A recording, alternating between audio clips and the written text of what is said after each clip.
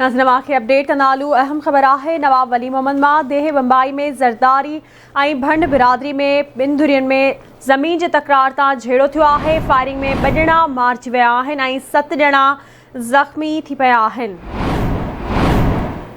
झेड़े दौरान ॿिन्ही धुरियुनि जा 7 माण्हू ज़ख़्मी थिया आहिनि। चिकताण तेज़ थी वई आहे। इन हवाले से असां राब्तो कयो आहे SSP नवाब शाह अमीर सऊद मक्सी सां। अस्सलाम वालेकुम सर।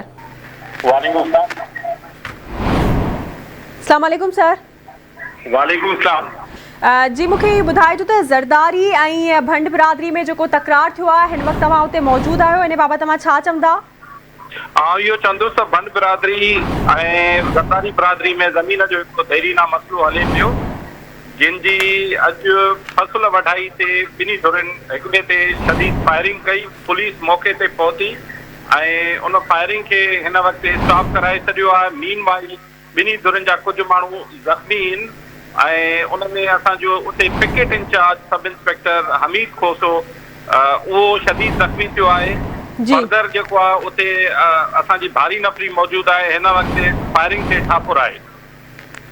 अच्छा SSP साहब, इहो बि ॿुधाइजो त इन धुरियुनि में पहिरीं बि छिकताण थी हुई, उन जो निबेरो बि थियो हुयो, त इन ते अमल छो न थी सघियो आहे? मीडिएशन बिल्कुल मीर मंजूर पवर वटि ॿिन्ही धुरियुनि जी थी नवाबशाह सिटी में। It has been more than a month, हिकिड़ो महीनो अॻु में, पर इन जो तफ़सीली जेको फ़ैसिलो आहे उहो हिन ईंदड़ आचर ते मीर साहब खे उहो अनाउंस करिणो आहे ऐं उन वक़्त ताईं ॿिन्ही धुरियुनि खे ख़ामोश रहण जे लाइ चयो वियो हुयो त कोई बि धुर जेकी आहे अॻु भराई न कंदी जेसीं ताईं इन मीडिएशन जो फ़ैसिलो मीर मंजूर पवर ॿिन्ही धुरियुनि जा कागज़ ॾिसी वेरीफाई करे रेवेन्यू अथॉरिटीज़ खां पाण अनाउंस न कंदो। पर अनफॉर्चुनेटली अॼु फसल वढाई तां उते जेको आहे हिक ॿिए ते फायरिंग थी। असांजी उते ऑलरेडी हिकिड़ी फायरिंग खे रोकथाम ऐं अमन जे क़ाइमु करण जे लाइ उते हिकिड़ी पिकेट मौजूदु हुई, जंहिंजो इंचार्ज असांजो सब इंस्पेक्टर हमीद खोसो आहे। उहो उन कोशिशुनि में शदीद ज़ख़्मी थियो आहे ऐं पुलिस जी हिन वक़्तु असांजी भारी नफ़री उते मौजूदु आहे ऐं फर्दर डिटेल्स असां अव्हांखे पोइ शेयर कंदासीं। अच्छा SSP साहब, जेको इहो मीर मंजूर पवर फ़ैसिलो जारी कयो हो, इन जी फ़तवा 15 ॾींहंनि में जारी करणी हुई। हिन वक़्तु उनखे महीनो थी चुको आहे, इन बाबति छो न कुझु कयो वियो आहे? अञा ताईं का फ़तवा जारी मीर साहब कोन कई आहे। उन्हनि खे 20 तारीख़ ते पंहिंजी फ़तवा ॾियणी आहे ऐं 20 तारीख़ हू ॿुधाईंदा त कहिड़ी धुर जा कागज़ ठीक आहिनि ऐं कहिड़ी धुर जो हक़ ते आहे या कहिड़ी धुर खे जेको आहे उहो कानूनी उनजो राइट आहे। फर्दर पोइ जॾहिं फ़ैसिलो इन राइटिंग ईंदो त उनखे इम्प्लीमेंट करायो वेंदो। पर SSP साहब, भंड बिरादरी जो इहो चवणु आहे त पुलिस ज़रदारी बिरादरी सां ॿिट बणियल आहे। न, इहो इल्ज़ाम सरासर ग़लति आहे। हिकिड़ो रेवेन्यू जो मैटर आहे। रेवेन्यू मैटर में त शयूं हूंदियूं आहिनि, कागज़ात हूंदा आहिनि ऐं उन्हनि जा खाता हूंदा आहिनि। उहे वेरीफाई जॾहिं मीडिएशन में फ़ैसिलो रखियल आहे उन में इहे शयूं वेरीफाई थींदियूं।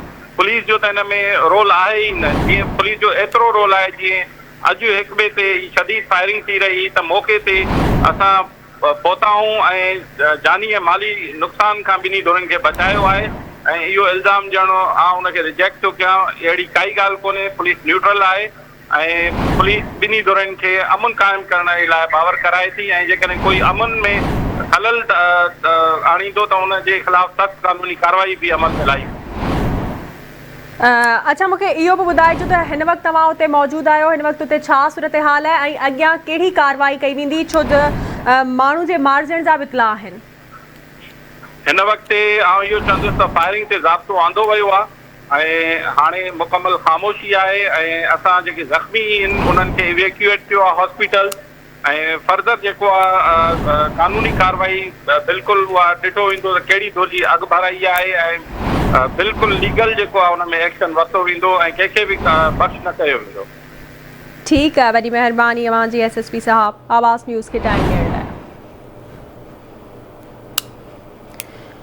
जी नाज़रीन, तव्हांखे ॿुधाईंदा हलूं नवाब वली मोहम्मद मां देह बम्बई में ज़रदारी ऐं भंड बिरादरी जी ॿिनि धुरियुनि में ज़मीन जे तकरार तां झेड़ो थियो आहे। फायरिंग बि कई वई आहे, जंहिंमें 2 ॼणा मारिजी विया आहिनि ऐं 7 ॼणा ज़ख़्मी पिणु थिया आहिनि।